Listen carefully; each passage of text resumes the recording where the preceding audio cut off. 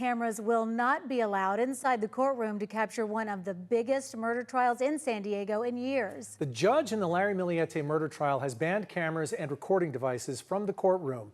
News 8's Kelly Hessedall joins us live from the South Bay Courthouse. And Kelly, you were in the hearing when the judge made this announcement. What was the reaction in there? Yeah, and I think it was pretty stunning. There was a lot of media at this hearing, and up until now, we've been able to capture pretty much all of the criminal proceedings. So we were all kind of just looking at each other, pretty shocked by the judge's ruling. But this was certainly a big win for the defense. They've been firmly against cameras inside the courtroom.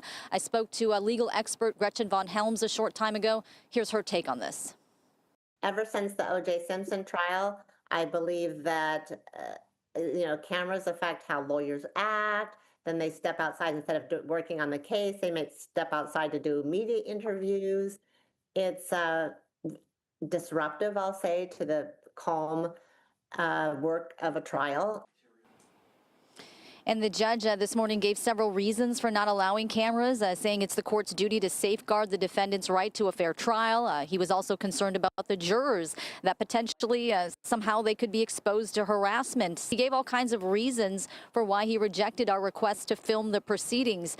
Meanwhile, today, a lot of back and forth about what will and won't be allowed in as evidence during this trial. Journal entries, cell phone records, text messages, social media conversations that Maya Millete had with friends, statements made by Larry Millete, that is, to police, to the media.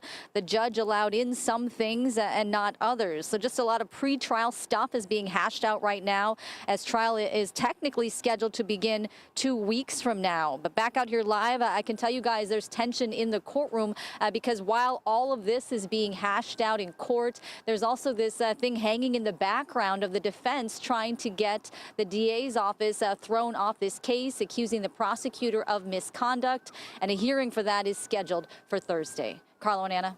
Well, Kelly, did either side bring that up today? And really, what else stood out to you during this hearing? Yeah, the prosecutor brought it up very briefly today, basically calling these allegations offensive and saying that the DA's office will be filing its own response to those allegations here at some point. Meanwhile, I can tell you that what else kind of struck me about today's hearing is that this defense team for Larry Millete, it's night and day compared to the defense attorney that he had during the preliminary hearing. This defense team knows what it's doing. They're going through all of the evidence piece by piece with the judge, and they are not backing down. So we are going to see a much different trial compared to that preliminary hearing. And we just know that Maya's family wants that trial to happen. They've waited long enough, and they're ready for this to move forward. We'll see what they rule in the case of what's going to happen with the prosecution team. Kelly Hessedall reporting live for us. Thanks, Kelly.